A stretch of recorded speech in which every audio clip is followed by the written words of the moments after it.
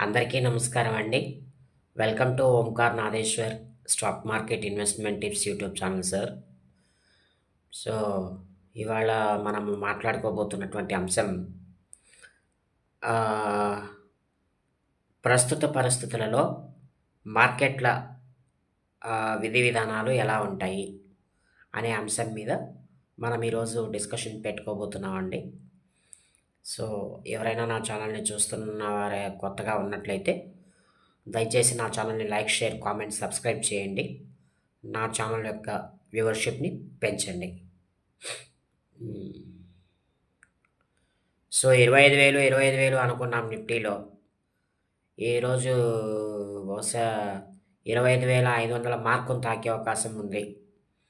అయితే ఈరోజు, రేపు వోలటాలిటీ ఇండెక్స్ అనేది హెవీగా పనిచేసే అవకాశం అయితే ఉంది సార్.